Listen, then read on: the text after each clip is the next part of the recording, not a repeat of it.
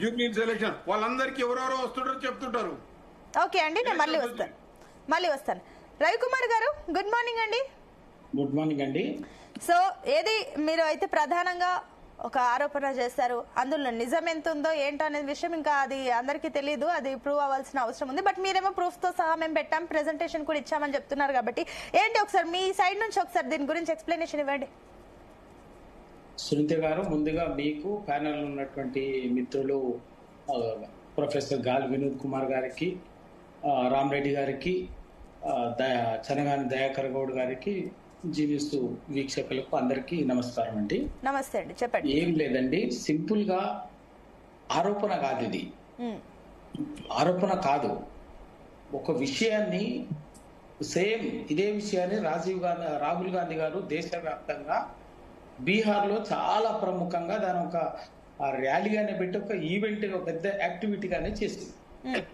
అదే విషయాన్ని వాళ్ళ బీఆర్ఎస్ పార్టీ వాళ్ళ జూబ్లీహిల్స్ ఉప ఎన్నిక సందర్భంలో జరుగుతున్నటువంటి ఓట్లకు సంబంధించినటువంటి వ్యవహారాన్ని బహిరంగ ఎన్నికల కమిషన్ కి చెప్పింది, చర్య తీసుకోవాలి.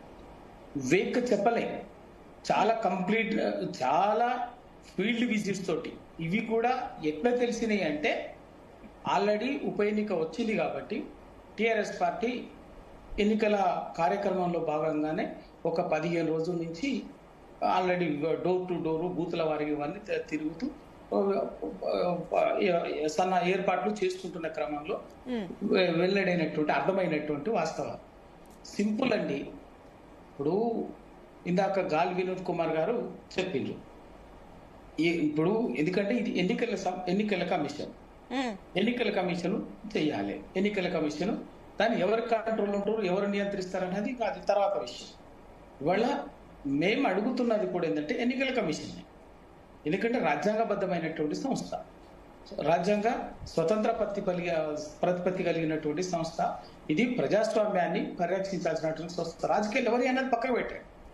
ఇవాళ జూబ్లీహిల్స్ లో 2023 ఎన్నికల్లో జనరల్ ఎలక్షన్స్ కు ముందు 3,75,000 ఓట్లు ఉన్నాయి.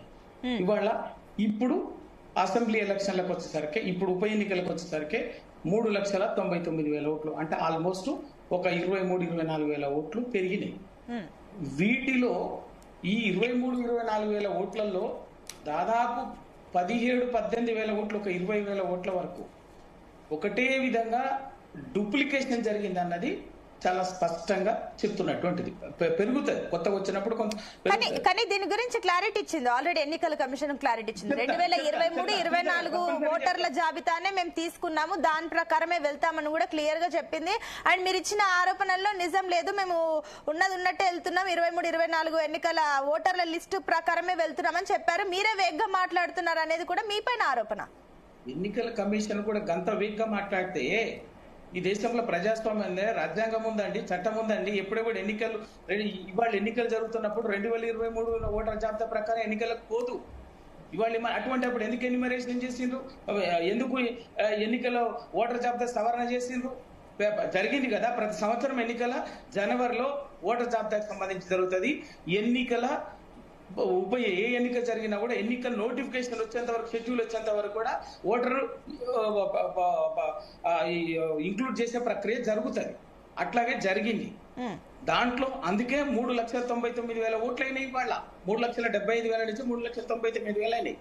ఆ 20 పెరిగిన 23,000లో 17,000-18,000 ఓట్లు ఏంటంటే రాత్రే ఒకటే విధంగా జరిగింది. ఒక ఎగ్జాంపుల్ ఎక్కడ లేదని చెప్పేసి నేను చెప్తున్నా, 43 ఓట్లు ఉన్నటువంటి ఇల్లు ఉంది కదా, అది ఇందాక ఒక అపార్ట్మెంట్ లో ఉండే అవకాశం ఉంది. ఎందుకంటే నేను కూడా ఒక అపార్ట్మెంట్ లో, గేటెడ్ అపార్ట్మెంట్ లో ఉంటాను కాబట్టి అందరూ ఉండే అవకాశం ఉంది. కానీ ఆ ఒక డోర్ నెంబర్ ఒకటి ఏది 8-3-229/D/43/1 అనే ఒక డోర్ నెంబర్ తోటి 42 ఓట్లు ఉన్నాయి.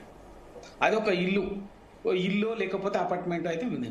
కానీ మేము ఫీల్డ్ విజిట్ లో మేము తెలిస్తే, మా వాళ్ళు చేసినటువంటి ఫీల్డ్ విజిట్ లో తేలింది ఏంటంటే ఆ డోర్ నెంబర్ ఇల్లే లేదు, బై నెంబర్ వేసి 42 ఓట్లు రాసిందండి. అది కదా చెప్పేది. వచ్చినటువంటి ఫిర్యాదును కూడా కనీసం పరిశీలించకుండా పరిశీలించకుండా ఎన్నికల కమిషన్ బుల్డోజ్ చేయడం అనేది తప్పు కదా. ఓకే, నేను ఒకసారి క్లారిటీ తీసుకుంటాను. రవికుమార్ గారు తో చెప్తున్నాను, రాసుకొని చెక్ చేయమని చెప్పండి.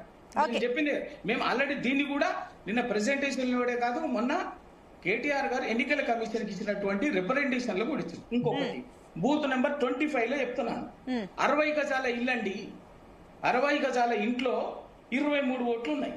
ఓకే, 23 ఓట్లలో ఆ ఇంటి ఓనర్ ఒక వ్యక్తి ఉన్నాడు, ఇంకొక చిన్న ఫ్యామిలీ ఉంది, 2 ఓట్లు ఉన్నది. ఓకే, వాళ్ళు తప్ప మిగతా వాళ్ళు ఎవ్వరు కూడా 20 మందికి అక్కడ ఆ ఏరియాతో గానీ ఆ ఇంటితో గానీ అక్కడ సంబంధమే లేదు.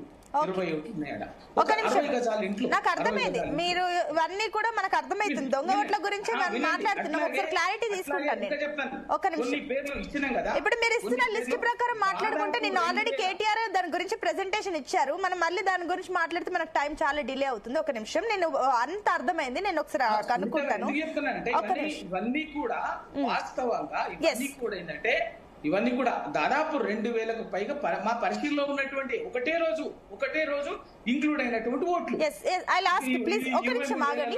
దయాకర్ గారు, గుడ్ మార్నింగ్. డూప్లికేషన్ వేరు ప్లేసుల నుంచి వచ్చి ఒకటే రోజు. ఒక నిమిషం అండి రవి గారు, ఒక నిమిషం కనుక్కుందాం. కాంగ్రెస్ మీరు అంటున్న వాటికి కాంగ్రెస్ జవాబేంటో